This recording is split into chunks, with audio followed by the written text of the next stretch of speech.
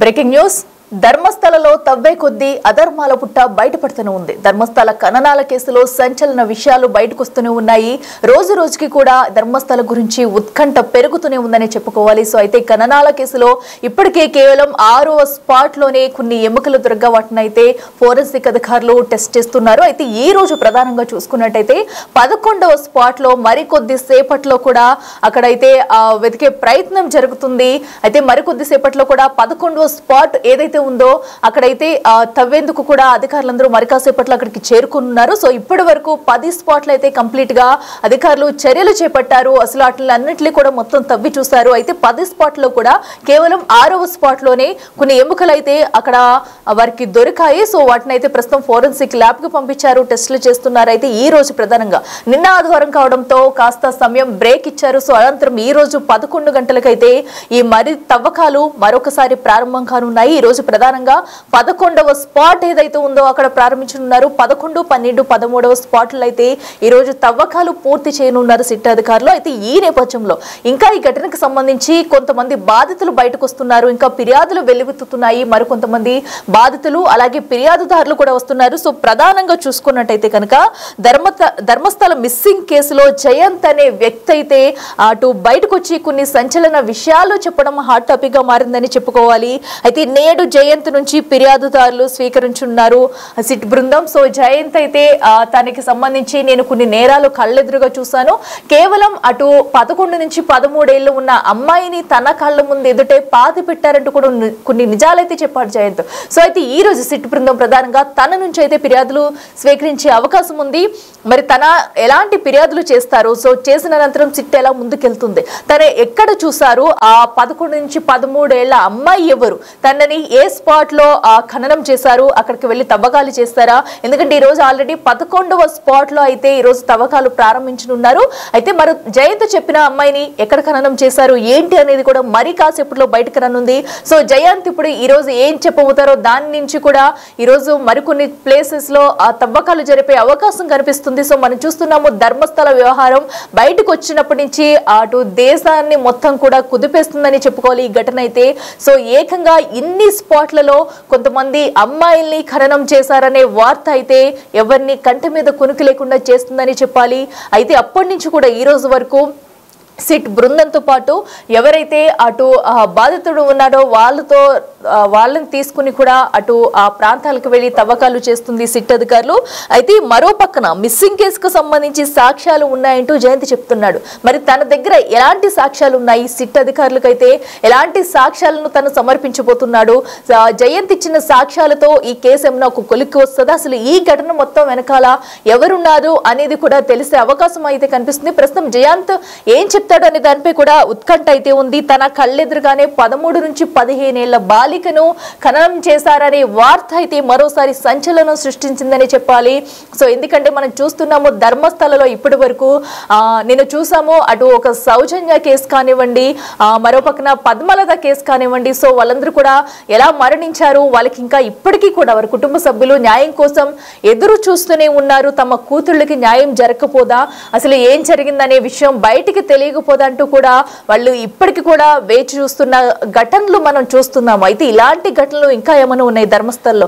కొంతమంది అమ్మాయిల్ని ఏకంగా సుమారుగా 100 మంది అమ్మాయిలు అయితే అక్కడ ధర్మస్థలలో పూడ్చిపెట్టిన ఘటన వెలుగులోకి వచ్చినప్పటి నుంచి మొత్తం ఒక్కొక్క విషయం కూడా వెలుగులోకి వస్తుంది. సో ప్రస్తుతం అయితే ఈ రోజు 11వ స్థలంలో 11వ స్పాట్ లో ఏం జరగబోతుంది, తవ్వకాలు చేపట్టిన తర్వాత ఏమైనా మరి అక్కడ అటు పుర్రెలు కానీ లేదంటే పూడ్చిపెట్టిన వాళ్ళకి సంబంధించి ఏమన్నా దొరుకుతాయా లేదా అనేది ఉత్కంఠ అయితే నెలకొందని చెప్పాలి. అయితే కొంతమంది సాక్షులు ఇచ్చిన ఆధారంగా అక్కడైతే స్పాట్లకు వెళ్తున్నారు, వెళ్ళి తవ్వకాలు అయితే ప్రారంభించబోతున్నారు. మరి కాసేపట్లో 11వ ప్లేస్ లో ఈ తవ్వకాలు జరగబోతున్నాయి. అయితే జయంత్ అనే వ్యక్తి ఇప్పటికే తనకు ఎలాంటి సెక్యూరిటీ అవసరం లేదు, అన్ని నిజాలు తన దగ్గర ఉన్న సాక్ష్యాలను అయితే సిట్ ముందు నేను బయట పెడతానంటూ కూడా తను చెప్పుకొస్తున్నారు. సిట్ అధికారుల దర్యాప్తుతో సాక్ష్యం చెప్పేందుకు మరికొంతమంది స్థానికులు ఎవరైతే ఉన్నారో వాళ్ళందరూ కూడా ముందుకొస్తున్నారు. ఎందుకంటే ఇన్ని నిజాలు వాళ్ళకి కొంతమందికి తెలిసినా కూడా ఒకరికి భయపడో లేదా తమని ఏం చేస్తారనే భయంతో చాలా మంది ఇప్పటి వరకు సాక్షులు ఎవరికి కూడా ఏ నిజం తెలిసినా బయటకు రాలేదు. అయితే ఇప్పుడు ఈ విషయం ఇంతవరకు వచ్చింది కాబట్టి సిట్ కూడా ఈ కేసులో ఇన్వాల్వ్ అయ్యి దర్యాప్తు చేస్తుంది కాబట్టి కొంతమంది సాక్షులు అయితే బయటకు వచ్చి మాకు తెలిసిన నిజాలని చెప్తాము, మా దగ్గర ఉన్న సాక్ష్యాలను అయితే సిట్ గా సమర్పిస్తామంటూ కూడా చెప్పుకుంటూ వస్తున్నారనమాట. సో ఈ నేపథ్యంలోనే అక్కడ కొంతమంది సాక్షులు కూడా బయటకు వచ్చి మీడియా ముందుకు వచ్చి మాట్లాడుతున్నారు. అయితే అక్కడ ఒక ఫిర్యాదుదారుడు కూడా కొన్ని నిజాలను అయితే వెల్లడించారు బయటకు వచ్చి. ఒకసారి ఆయన ఏమన్నారో మనం విందాం.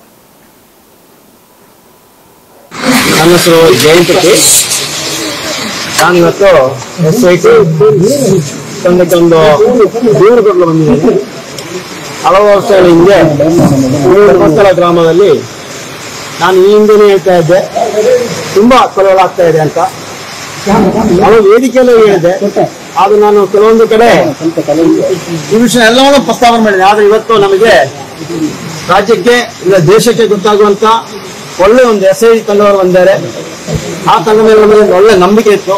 ಅದಕ್ಕೋಸ್ಕರ ಇವತ್ತು ಬಂದು ನನ್ನ ದೂರನ್ನು ಇವತ್ತು ಅವರಿಗೆ ಕೊಟ್ಟಿದ್ದೀವಿ. ಆದ್ರೆ ಅದಕ್ಕೆ ಇವಾಗ ನಾಳೆ ರಜಾ ದಿನ, ಸೋಮವಾರ ಬನ್ನಿ ಅಂತ ಹೇಳಿದ್ದಾರೆ. ಸೋಮವಾರ ಬಂದ್ಬಿಟ್ಟು ಎಲ್ಲ ವಿಷಯವನ್ನು ತಿಳಿಸಿದ್ದೀನಿ ಅವರಿಗೆ, SIT ಅವರಿಗೆ ಎಲ್ಲಾ ಮಾಹಿತಿಯನ್ನು ತಿಳಿಸ್ತೀವಿ. ಅವ್ರು ಯಾವುದೇ ರೀತಿಯಲ್ಲೂ ಅದರ ಮಾಹಿತಿಯನ್ನು ಅವರ ಕೊಡಲ್ಲ ಅಂತ ಒಂದು ಧೈರ್ಯ ಇದೆ. ಅದಕ್ಕೋಸ್ಕರ ನಾನು ಹೇಳಿರುವುದು ಮುಂದಿನ ದಿನದಲ್ಲಿ ಆ ತನಿಖೆ ನೋಡೋಣ ಏನಾಗ್ತಾ ಅಂತ. ಅದು ಒಂದು ಕೊಲೆನೇ ಆಗಿರೋದು. ಬಂದು ಅದು ಯಾರೋ ಒಬ್ರು ಇದಕ್ಕೆ ಬೇಕಾದವರು ಮಧ್ಯೆ ನಿಂತು ಅದನ್ನು ಮುಚ್ಚಿ ಹಾಕಿದ್ರು. ಈ ವಿಷಯದಲ್ಲಿ ಇವತ್ತು ಬಂದಿದ್ದೀನಿ. ಮುಂದಿನ ದಿನಗಳಲ್ಲಿ ನಾವು ಹೇಳ್ತಾ ಇರೋದು ನೋಡಿ, ಧರ್ಮಸ್ಥಳ ಗ್ರಾಮದಲ್ಲಿ ತುಂಬಾ ಕೊಲೆಗಳಾಗಿದೆ, ಎಲ್ಲರೂ ಗೊತ್ತ ವಿಷಯನೇ. ಆದರೂ ಯಾರೊಬ್ಬರು ಮುಂದೆ ಬಂದು ದೂರುಗಳಿಗೆ ಮುಂದೆ ಬರ್ತಾ ಇಲ್ಲ. ಯಾಕೆ ಭಯದ ವಾತಾವರಣ ಆಗಿದೆ. ಆ ಭಯದ ವಾತಾವರಣ ಇಂದು ಈ SIT ತಂಡ, ರಾಜ್ಯ ಸರ್ಕಾರದ SIT ತಂಡ ದೂರ ಮಾಡಿದೆ. ಅದಕ್ಕೋಸ್ಕರ ನಾವು ಹೇಳ್ತಾ ಇರೋದು ನೋಡಿ, ನಾವು ಬಂದಿದ್ವಿ, ನಮ್ಮದು ಇನ್ನೊಂದು 5-6 ಜನ ಅವರೇ ಬರ್ತೀವಿ ಅಂತ ಹೇಳ್ತಾ ಇದ್ದಾರೆ. ಎಲ್ಲರೂ ಬಂದು ನಿಮ್ಮ ನೋವನ್ನು SIT ತಂಡಕ್ಕೆ ಹಂಚಿಕೊಳ್ಳಿ ಅಂತ ಹೇಳ್ತಾ ಇದ್ದೀವಿ. ದೂರ ಕೊಡಕ್ಕೆ ಯಾರಾದ್ರೂ ಬಂದ್ರ? ನಾನೇ ಬಂದಿದ್ದೀನಿ. ನನ್ನ ಅನುಭವ, ನಾನು ನೋಡಿರೋ ವಿಷಯ, ನೋಡಿರೋ ವಿಷಯ ಧರ್ಮಸ್ಥಳ ಗ್ರಾಮದಲ್ಲಿ ಆಗಿರೋ ವಿಷಯ, ಕಣ್ಣಾರೆ ನೋಡಿರೋ ವಿಷಯ. ಕೊಲೆ ಮಾಡಿದ್ದು ಅದು ಕೊಲೆ ಮಾಡಿರೋದು ಯಾರಂತ ಗೊತ್ತಿಲ್ಲ ನನಗೆ. ಕಂಡಿರೋದಂತೆ ಡೆಡ್ ಬಾಡಿ ಯಾರೋ ಒಬ್ರು ಬಂದ ಮುಚ್ಚಾಕಿದ್ದಾರೆ. ಯಾವುದೇ ಒಂದು ಕಾರಣಕ್ಕೂ ಒಂದು ಡೆಡ್ ಬಾಡಿ ಸಿಕ್ಕಿ ಪೊಲೀಸರಿಗೆ ಮಾಹಿತಿ ಕೊಟ್ರೆ ಪೊಲೀಸರು ಬಂದವರನ್ನು ಅದನ್ನೊಂದು ಹಾಸ್ಪಿಟಲ್ ಸಾಗಿಸಬೇಕು, ಮರಣೋತ್ತರ ಪರೀಕ್ಷೆ ಮಾಡಬೇಕು. ಆ ನಂತರ ಆ ತಾಲೂಕು ವ್ಯಾಪ್ತಿಯಲ್ಲಿ ಉತ್ತರಬೇಕು. ಹೌದು ತಾನೆ? ಅದು ಕಾನೂನು ಪ್ರಕಾರವಾಗಿಲ್ಲ. ಇದು ಯಾವುದೇ ಕಾರಣಕ್ಕೂ ಒಂದು FIR ಮಾಡಿಲ್ಲ, ಹಾಸ್ಪಿಟಲ್ ಬಾಡಿ ಎತ್ಕೊಂಡು ಹೋಗಿಲ್ಲ. ಅಲ್ಲೇ ಬಂದು ದೂರು ಕೊಟ್ಟು 1 ವಾರ ನಂತರ ಬಂದಿರೋದು. ಬಂದು ಅಲ್ಲೇ ಉತ್ತಾಕಿದ್ರು. ಅದು ಉತ್ತಾಕಿರೋದು ವಿಷಯ ಇದೆ. ಅದು ಉತ್ತ ಎಲ್ಲ ಮಾಹಿತಿ ನಾನು ನೋಡಿದ್ದೀನಿ. ಪೊಲೀಸಿಗೆ ತಿಳಿಸಿಲ್ಲ. ಪೊಲೀಸಿಗೆ ಆಗಲ್ಲ. ಅವತ್ತು ಆಗಲ್ಲ. ಇವತ್ತು ಇಷ್ಟಿದ್ದು ಆಗ್ತಾ ಇಲ್ಲ, ಅವತ್ತು ಆಗ್ತಾ ಇರಲ್ಲ. ಅದಕ್ಕೆ ಅವತ್ತು ಹೇಳಿಲ್ಲ. ಇವತ್ತು ಬಂತು ನನಗೆ ಟೈಮ್, ಇವತ್ತು ಬಂತು. ಅದೊಂದು ಆಯ್ತು, ಒಂದು 15 ವರ್ಷ ಆಗಿದೆ, ಜಾಸ್ತಿ ಆಗಿದೆ. ಡೇಟ್ ಎಲ್ಲ ನೆನಪಿದೆ. ಎಲ್ಲವನ್ನು ನಾನು ಮಹಿಳೆದು ಸಣ್ಣವರು ಎಲ್ಲ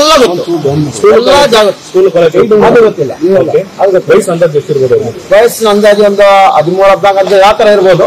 ಅಷ್ಟೇ ಗೊತ್ತು. ಧರ್ಮಸ್ಥಳ ಗ್ರಾಮ ಅಂದ್ರೆ ಯಾವ ಏರಿಯಾದಲ್ಲಿ ಅದಿಲ್ಲ, ಅದು ಅಲ್ಲಿಯೇ ಕೊಟ್ಟಿದ್ದೀನಿ. ಅವರ ತನಿಖೆ ಮಾತ್ರ ಅಂತ ಮುಂದುವರಿಸ್ತಾರೆ. ಓಕೆ, ಈಗ ನಿಮ್ಮ ಹಿಂದೆ ಅಂದ್ರೆ ಇಷ್ಟು ವರ್ಷಗಳ ಕಾಲ ನೀವು ದೂರು ಕೊಡದೇ ಇರೋರು ಇವತ್ತು ಮುಂದೆ ಬಂದು ಕೊಡ್ತಿದ್ದೀರಾ ಅಂದ್ರೆ ಈ ಒಂದು ಪ್ರಕರಣದಲ್ಲಿರುವಂತ ಸಾಕ್ಷ್ಯ ಹೇಳಿದಂತ ವಿಚಾರಗಳು ವಾಸ್ತವದಲ್ಲಿ ಕಂಡು ಬರ್ತಿಲ್ಲ ಅನ್ನೋ ಕಾರಣದಿಂದ ನೀವು ಸೃಷ್ಟಿಯಾದಂತ ಸಾಕ್ಷ್ಯ ಅನ್ನಲ್ಲ ಅನ್ನೋದಕ್ಕೆ ಹೆಂಗಾರೆ ಸರಿ. ಅದು ಇವಾಗ ನಾಲ್ಕು SIT ಕೊಡ್ತೀವಿ, SIT ತನಿಖೆ ಮಾಡ್ತಾರೆ, ಆವಾಗ ಗೊತ್ತಾಗುತ್ತೆ. ಅವತ್ತು ನಾನು ಸುಮ್ಮನೆ ಬಂದಿಲ್ಲ, ನಾನು ಒಬ್ಬನೇ ಬಂದಿಲ್ಲ, ಶಿಸ್ತು ಅಂತ ಬಂದಿಲ್ಲ, ದಾಖಲೆ ಸಮೇತ, ಸಾಕ್ಷಿ ಸಮೇತ, ಅದಕ್ಕಿರುವ ಸಾಕ್ಷಿ ಅವತ್ತು ಯಾರೆಲ್ಲ ಇದ್ರು ಎಲ್ಲವನ್ನು ಹೇಳಿ ಮಾತಾಡಿ ಬಂದ್ರು.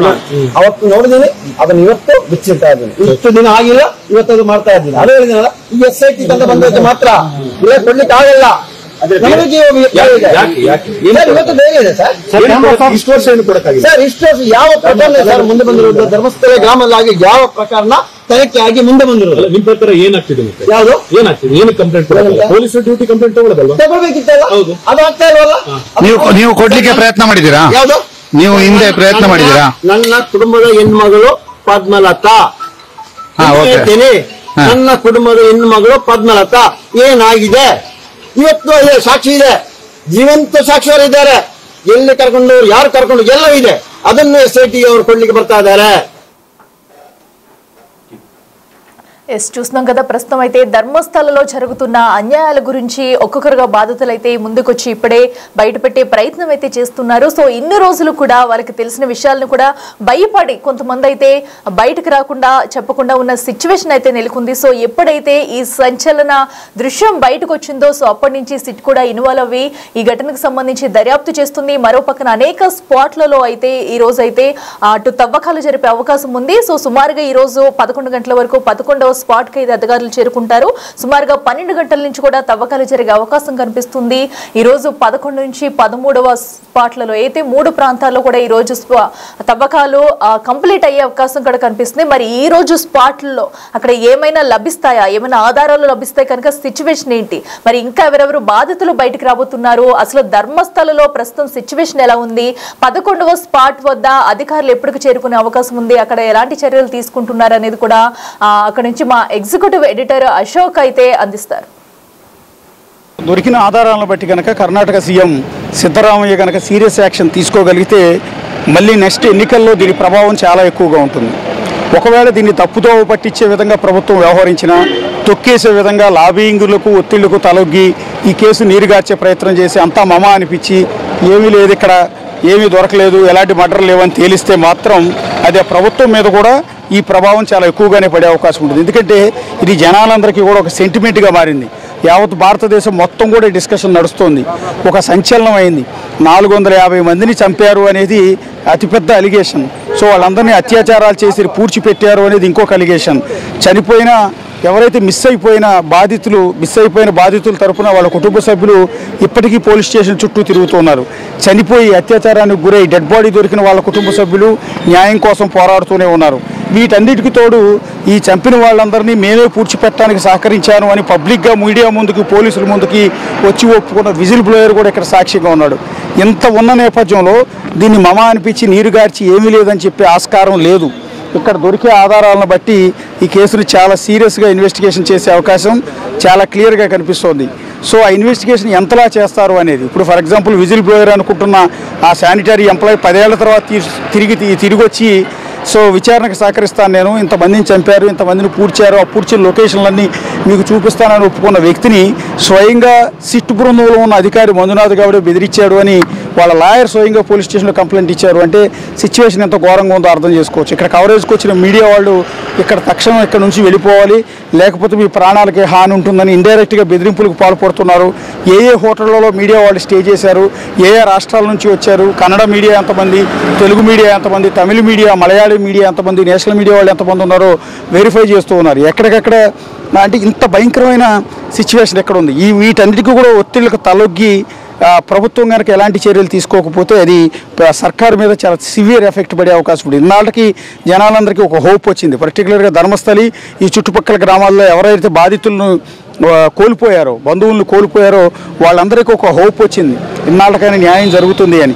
సో ఇలాంటి దశలో సిట్టు బృందం ఏమాత్రం వెనక్కి తగ్గినా, లేకపోతే ప్రభుత్వం నిర్లక్ష్యంగా వ్యవహరించినా, నీరుగార్చే ప్రయత్నం చేసినా కూడా చాలా సీరియస్ యాక్షన్ ఉండే అవకాశం ఉంటుంది. సో ఈ ఘాతుకాలన్నిటికీ కూడా పాల్పడ్డారని ఆరోపణలు ఎదుర్కొంటున్న బృందం ఇప్పటికి కూడా వెనక తగ్గట్లా లేదు. వాళ్ళు ఇంతవరకు అయితే ఎలాంటి రెస్పాన్స్ లేదు. వాళ్ళు ఏమంటున్నారంటే ఇలాంటిది అంతా కూడా తప్పుడు ఆరోపణలు, కావాలంటే ఎంక్వైరీ చేసుకోండి, బయట పెట్టుకోండి అంటే ఒక పత్రికా ప్రకటన ఒకటి రిలీజ్ చేశారు. ఏదైతే ధర్మస్థల క్షేత్రం తరఫున ఒక ప్రతినిధి ఒక ప్రెస్ నోట్తో సరిపెట్టేసుకున్నారు. అంటే వాళ్ళు ఎప్పటికీ కూడా ధైర్యంగానే ఉన్నారు. ఇది ఇప్పటిది కాదు, మళ్ళీ చెప్తున్నాను, 1979 నుంచి ఇక్కడ అక్రమాలు జరుగుతూనే ఉన్నాయి, ఇక్కడ ప్రాణాలు పోతూనే ఉన్నాయి, అత్యాచారాలు జరుగుతూనే ఉన్నాయి, డెడ్ బాడీని మాయం చేయటం జరుగుతూ ఉంది. సో ఇంత జరుగుతున్నా ఇన్నేళ్లు మేనేజ్ చేసుకున్న వాళ్ళం ఇప్పుడు మేనేజ్ చేసుకోవడం పెద్ద కష్టం కాదని అనుకుంటూ ఉన్నారా? ప్రభుత్వాలు మా చేతుల్లో ఉన్నాయి, అధికారులు మా చేతుల్లో ఉన్నారని అనుకుంటూ ఉన్నారా? డబ్బు ఉంది, మాకు పేరుంది కాబట్టి మేనేజ్ చేయగలం ఏదైనా అనేది అనుకుంటూ ఉన్నారా? ఏమో తెలియదు. కానీ ఇప్పటికీ కూడా చాలా కాన్ఫిడెన్స్తో వాళ్ళైతే ఉన్నారు. అంతే తప్ప దీని మీద వివరణ ఇచ్చే ప్రయత్నం కానీ, అసలు ఇంతమంది మిస్ అయిన, అత్యాచారాలకు గురైన, హత్యకు గురైన వాళ్ళందరూ కూడా వేలు పెట్టి ధర్మస్థల క్షేత్రం నిర్వాహకులని వేలెత్తి చూపిస్తున్నారు అంటే దాని ఎందుకు వివరణ ఇవ్వటం లేదు? ఆ బాధితుల అందరికీ కూడా ఒక క్లారిటీ, ఒకవేళ మీ తప్పు ఏమీ లేకపోతే ఇది మా తప్పు కాదు, మా మీద లేనిపోని నిందలు మోపుతున్నారని వాళ్ళతో మాట్లాడచ్చు. కానీ అలాంటి కార్యక్రమాలు ఎక్కడ కూడా చేయటం లేదు. ఇప్పుడు వరకు 9వ నంబర్ లొకేషన్లో తవ్వకాలు జరిపారు కదా ఉదయం నుంచి. సో ఇప్పుడు 10వ నంబర్ లొకేషన్లోకి మార్చారు. సిబ్బంది మొత్తాన్ని కూడా 10వ నంబర్ లొకేషన్లోకి అంటే ఇదిగో ఇక్కడికి తీసుకొస్తూ ఉన్నారు. సో ఇక్కడ తవ్వకాలు అనేది స్టార్ట్ చేయబోతున్నారు. ఇదిగో ఈ పరదాల వెనక సో 2వ లొకేషన్లో ఇక్కడ తవ్వకాలు చేయడానికి చేస్తూ ఉన్నారు. సిబ్బంది కూడా పనిచేస్తూ ఉన్నారు. సో ఇక్కడ మీరు ఒకసారి గమనించవచ్చు. ఇది ఇక్కడ వెనకాల చెట్లు కూడా నరుకుతూ ఉన్నారు. సో నరుకుతున్న సిబ్బంది మొత్తాన్ని కూడా మీరు ఎదురుగా దృశ్యాల్లో చూడొచ్చు. సో అంటే 2వ లొకేషన్లో తవ్వకాలు స్టార్ట్ చేస్తూ ఉన్నారు. మరి మొదటి లొకేషన్లో ఏమన్నా దొరికాయా లేదా అనేది ప్రస్తుతానికైతే క్లారిటీ లేదు. సో కానీ 2వ లొకేషన్లో తవ్వకాలు స్టార్ట్ చేశారు. సో అంటే సీరియస్గానే వర్క్ జరుగుతోంది. సో వెనక్కి తగ్గారని కొంత అనుమానాలు వచ్చాయి కానీ లేదు, సీరియస్గానే వర్క్ జరుగుతున్నట్టుగా దీన్ని బట్టి చాలా స్పష్టంగా మనకైతే అర్థమవుతోంది. సో పటిష్ట భద్రతా ఏర్పాట్ల మధ్య పోలీసుల ఆధ్వర్యంలో తవ్వకాలు చేస్తున్నారు. వెనకాల చెట్లని నరుకుతున్న దృశ్యాలు కూడా మీరు ఒకసారి ఇక్కడ నుంచి స్పష్టంగా కనపడుతుంది. విజువల్లో మీరు ఒకసారి చూడండి. అక్కడ ఉన్న మనుషులు కూలీలంతా కూడా చెట్ల కొమ్మలన్నింటినీ కూడా నరుకుతూ ఉన్నారు. ఎందుకంటే ముందుగా చెట్లు కొమ్మలన్నింటినీ కూడా నరికి దాన్ని క్లియర్ చేసి ఆ తర్వాత ప్రొక్లైనర్ తీసుకొచ్చి అక్కడ తవ్వుతూ ఉన్నారు. సో ఉదయం నుంచి దాదాపు 4 గంటల పాటు నాన్ స్టాప్గా తవ్వకాలు జరిపారు 9వ నంబర్ లొకేషన్. ఇప్పుడు మనకు ఎదురుగా ఉన్నది 10వ నంబర్ లొకేషన్. ఎవరైతే విజిల్ బ్లోయర్ ఉన్నారో విజిల్ బ్లోయర్ ఇప్పటివరకు 16 లొకేషన్స్ చూపించారు కదా, అందులో 9వ నంబర్ లొకేషన్లో తవ్వకాలు అయిపోయాయి. సో ఇప్పుడు 10వ నంబర్ లొకేషన్లో ప్రస్తుతం తవ్వకాలు చేస్తున్నారు. మొత్తం ఆ చెట్లు ఊగుతున్న దృశ్యాలు కూడా మీరు ఒకసారి చూడొచ్చు. ఎందుకంటే కింద ఆ చెట్లన్నింటినీ కూడా వాళ్ళు ఎవరైతే కూలీలు ఉన్నారో వాళ్ళందరూ కూడా వచ్చి నరికి వేస్తున్నారు. అక్కడ ఉన్న ప్రొక్లైనర్ని కూడా ఇక్కడికి తీసుకొస్తూ ఉన్నారు. అది కూడా ఆ దృశ్యాల్లో కనిపిస్తోంది. సో 9వ నంబర్ లొకేషన్లో ఇప్పటివరకు తవ్వకాలు జరుపుతున్న ప్రొక్లైనర్ని ఇటు తీసుకొచ్చే ప్రయత్నం చేస్తూ ఉన్నారు. ఒకసారి ఇటువైపు ప్రొక్లైనర్ కూడా మీరు ఎదురుగా దృశ్యాల్లో చూడొచ్చు. ఆ చెట్ల మాటన ప్రొక్లైనర్, చిన్న ప్రొక్లైనర్ని తవ్వకాలకు వినియోగిస్తూ ఉన్నారు. ఆ ప్రొక్లైనర్ కూడా మీకు ఎదురుగా దృశ్యాల్లో కనిపిస్తుంది. బహుశా అక్కడి నుంచి ఆ ప్రొక్లైనర్ని ఈ 10వ నంబర్ లొకేషన్కి తీసుకొస్తూ ఉన్నారు. సో ఇక్కడైనా ఏమైనా దొరుకుతాయా లేదా అనేది ప్రస్తుతానికైతే క్లారిటీ లేదు. తవ్వకాలు బహుశా ఇవాళ రేపు కూడా జరిగే అవకాశం చాలా స్పష్టంగా కనిపిస్తుంది. సో ఒక్క లొకేషన్లో మాత్రమే తవ్వకాలు ఇప్పటివరకు పట్టింది అంటే 2వ లొకేషన్లో సాయంత్రం లోపు చేసే అవకాశం ఉంటుంది. ఇక 3-4 లొకేషన్స్ కూడా ఇక్కడే ఉన్నాయి. కాబట్టి వాటన్నింటినీ తవ్వకాలు జరపాలంటే రేపు కూడా జరిగే అవకాశం అయితే చాలా క్లియర్గా కనిపిస్తుంది. సో అతను ఎప్పుడైతే శానిటరీ ఎంప్లాయీగా ధర్మస్థల క్షేత్ర మంజునాథేశ్వర టెంపుల్లో శానిటరీ ఎంప్లాయీగా పనిచేయటం మొదలుపెట్టాడో 1995 నుంచి 1995 నుంచి 2014 పీరియడ్ వరకు అతను పనిచేశాడు. అంతకుముందు ఏం జరిగిందనేది అతనికి తెలియదు. సో ఈ పనిచేసిన పీరియడ్లో శానిటరీ ఎంప్లాయీగా ఉన్న నన్ను ఇలా అత్యాచారం చేసి చంపేసిన లేడీస్ మృతదేహాలని పూడ్చిపెట్టడానికి నన్ను పంపించేవాళ్ళు. సో అది నాకు ఇష్టం లేకపోయినా సరే ఇక్కడ ఎంప్లాయీని కాబట్టి ఉద్యోగంలోంచి తీసేస్తారనే భయంతో పూడ్చిపెట్టడానికి నేను కూడా వెళ్ళాను. నాతో పాటు ఇంకా చాలామంది సిబ్బంది పూడ్చిపెట్టడానికి వచ్చేవాళ్ళు. చాలామంది అమ్మాయిల మృతదేహాలు నగ్నంగా ఉండేవి. వాళ్ళందరిపైన అత్యాచారం చేసినట్టు చాలా క్లియర్గా తేలేది. రెండోది వాళ్ళ ఒంటిపైన అనేక గాయాలు ఉండేవి. ఇవన్నీ చూస్తూ చాలా బాధతోనే ఈ ఆయా లొకేషన్స్లో ఎవరైతే ఆర్గనైజర్లు ఉన్నారో వాళ్ళు చెప్పిన ప్రకారం ఆయా లొకేషన్స్లోకి తీసుకెళ్ళి ఆ డెడ్ బాడీస్ని రాత్రికి రాత్రి ఇలా పూడ్చిపెట్టేవాళ్ళు. 1 కాదు 2 కాదు 1995 నుంచి 2014 వరకు ఈ సంవత్సరాల పీరియడ్లో 110 శవాలని 110 మంది మహిళలు యువతల డెడ్ బాడీస్ని పూడ్చిపెట్టాను అనేది ఇప్పుడు ఆ విజిల్ బ్లోయర్ అని చెప్తున్న ఆ శానిటరీ ఉద్యోగి ఇచ్చిన ఫిర్యాదు సమాచారం. సో దానికి బిఫోర్ ఏం జరిగింది అనేది అతనికి పెద్దగా తెలియదు. దానికి బిఫోర్ అంటే 1979 నుంచి కూడా ఇక్కడ అనేక రకాల క్రైమ్స్ జరిగాయి. పర్టికులర్గా ఈ ధర్మస్థలంలో ఇక్కడ అనేక మంది మిస్ అయ్యారు. అనేక దురాఘాతాలు జరిగాయి. అత్యాచారాలు చేసి చంపేసిన ఘటనలు ఉన్నాయి. సో వాళ్ళందరూ మొత్తుకుంటున్నారు కానీ ఎప్పుడు కూడా ఎక్కడ కూడా పట్టించుకోలేదు. ఎందుకంటే ఇక్కడ చట్టం వాళ్ళ చేతుల్లోనే ఉంటుంది. అనేక మాఫియా గ్యాంగ్లన్నీ కూడా వాళ్ళ చేతుల్లో ఉంటాయి. సో అన్నీ వాళ్ళ కంట్రోల్లోకి తీసుకుని ఏదైనా కూడా వాళ్ళ చేయగలిగిన ఒక పెద్ద లాబీయింగ్ వ్యవస్థ అనేది ఇక్కడ నడుస్తూ ఉంటుంది. కాబట్టి ఇది ఇప్పుడు ఈ వ్యక్తి ఎవరైతే ఉన్నారో ఇతను బయటకు వచ్చి చెప్పిన తర్వాత మాత్రమే ఒక్కరొక్కరుగా బాధితులంతా కూడా బయటకు వస్తున్నారు. పర్టికులర్గా సౌజన్య లాంటి, అనన్య భట్ లాంటి ఈ బాధితులంతా కూడా ఇప్పుడు తెర మీదకి వస్తున్నారు. మొన్నటి వరకు 6 లొకేషన్స్లో తవ్వకాలు దొరికారు. మొదటి 5 లొకేషన్లో ఏం దొరకలేదు. 6వ లొకేషన్లో ఒక డెడ్ బాడీ దొరికింది. అది కూడా మేల్ది, పురుషుడిది అని చెప్తూ ఉన్నారు. రెండోది ఇప్పుడు 9-10 లొకేషన్స్లో ప్రస్తుతం తవ్వకాలు జరుగుతున్నాయి. ఇక్కడ కనుక ఒకవేళ డెడ్ బాడీస్ కానీ పుర్రెలు ఎముకలు లాంటివి అవి దొరికితే వాటిని ఫోరెన్సిక్ టీంకి పంపిస్తారు. అవి ఆడవాళ్ళవో మగవాళ్ళవో అనేది మొదట కొంత అంచనాకు వచ్చేస్తుంది. ఆ తర్వాత ఎవరెవరైతే మిస్ అయ్యారని కంప్లైంట్లు ఉన్నాయో ఈ పోలీస్ స్టేషన్లో వాళ్ళందరి డిఎన్ఏతో ఈ ఎముకల డిఎన్ఏని కంపేర్ చేసి వాళ్ళ డెడ్ బాడీ అయితే కనుక ఒక నిర్ధారణకు వస్తారు. మొదట ఫోరెన్సిక్ టీం ఇమీడియట్గా ఐడెంటిఫై చేస్తుంది. మగవాళ్ళ పుర్రే ఆడవాళ్ళ పుర్రే చాలా తేడా ఉంటుంది. ఆడవాళ్ళ పుర్రె భాగం, మగవాళ్ళ పుర్రె భాగం, ఇది ఆడవాళ్ళ మగవాళ్ళ అనేది, తర్వాత ఈ స్కెలిటన్ డిజైన్, ఈ మూతి డిజైన్ ఏదైతే ఉంటుందో పళ్ళ డిజైన్ ఆకృతిని బట్టి ఇది ఆడవాళ్ళ డెడ్ బాడీయా మగవాళ్ళ డెడ్ బాడీ అనేది ఇమీడియట్గానే నిర్ధారణకు వస్తారు. ఒకవేళ ఆడవాళ్ళది కనుక దొరికితే, మహిళా డెడ్ బాడీ కనుక దొరికితే ఈ ప్లేస్లో పెద్ద సంచలనం అవుతుంది, కేసులో అత్యంత కీలకం అవుతుంది. విజిల్ బ్లోయర్ చెప్పిందంతా కూడా నిజం అవుతుంది. ఇప్పుడు దేశం మొత్తం డిస్కషన్ జరుగుతున్న ఈ కేసులో మరింత ముందుకెళ్లే అవకాశం అయితే చాలా క్లియర్గా ఉంటుంది. సో డెడ్ బాడీ దొరికిన తర్వాత, ఈ శాంపిల్స్ ఎముకలు దొరికిన తర్వాత వాటిని మాయం చేయడానికి ఆస్కారం అయితే లేదు. కాబట్టి ఖచ్చితంగానే సీరియస్గా ఇన్వెస్టిగేషన్ ముందుకెళ్లే అవకాశం ఉంటుంది. కాకపోతే దొరుకుతాయా లేదా అనేది ఇప్పుడు ఇంట్రెస్టింగ్ ఉంది. అతను చెప్పిన లొకేషన్స్లో నిజంగా బాడీస్ దొరుకుతాయా లేదా అనేది ఇప్పుడు వెరీ ఇంట్రెస్టింగ్.